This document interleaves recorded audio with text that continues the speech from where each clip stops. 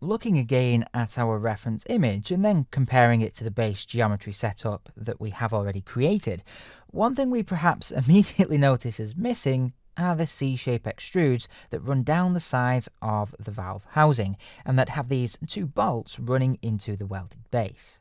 What we want to do in this video then is go ahead and create these pieces, which we can easily do with the help of a couple of splines.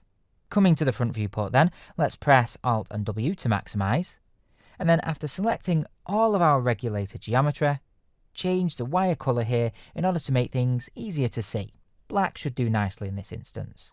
And then let's click OK once we are done. Now this third cylinder in the stack is of course the one that we want to make our adjustments to. Although one thing I am noticing as we look at our setup in the orthographic view is that our cylinders all seem to be floating a little. And so whilst we are here, let's just close up those gaps. Now, we don't necessarily want each piece touching, but we definitely want them closer than they are at this moment in time. Once done, in the Create Spline section of the command panel, we want to select the Line tool. And then from the middle of this edge on our third cylinder, we want to click to start the spline creation process. Then whilst holding down the Shift key in order to constrain to a straight line, we can click out beyond the base. And then after using the middle mouse button just to frame our view a little better, Shift click again about halfway down the bottom cylinder. And then finally, we can right click twice in order to both end the creation process and exit out of the Line tool. We can then hit the mirror icon up on the main toolbar, make sure that we are creating a copy here, and then move that over to the opposite side of the cylinder. Now whenever working in orthographic views, we will of course need to check that objects such as our splines here are in the correct position.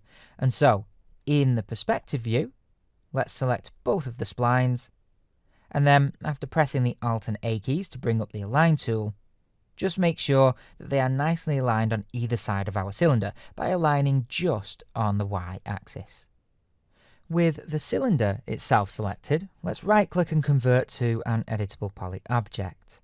And then after jumping into Polygon Subobject mode, select the two polygons either side of our spline. Coming to the Polygons panel on the ribbon, you see that we have this Extrude on Spline option. And so let's open up the settings dialog for this, pick the spline that we have, and straight away we get the basics of the extrusion that we want. It is a little bit messy at this moment in time, which is really down to the fact that we haven't actually filleted the spline. And so, after coming out of Subobject mode, and with the spline selected, let's come into Vertex Subobject mode and select the vertex that we want to work with. We can then scroll down the geometry rollout, and in there set the fillet value to around about 0.3 centimeters. Making certain, of course, that we do the same thing to the spline on the opposite side of the cylinder as well. Coming back to our cylinder, let's again open up the Extrude on Spline options,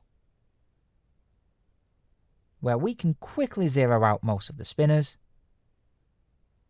And what we get now is a much smoother outline, one that we can always clean up a little more if we should want to.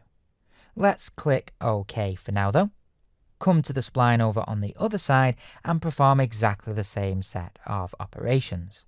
Although we are of course still making use of our initial spline, which will send our extrude in completely the wrong direction. So let's again click on the Select or Pick Spline option then, pick the spline on this side of the mesh, and then click OK.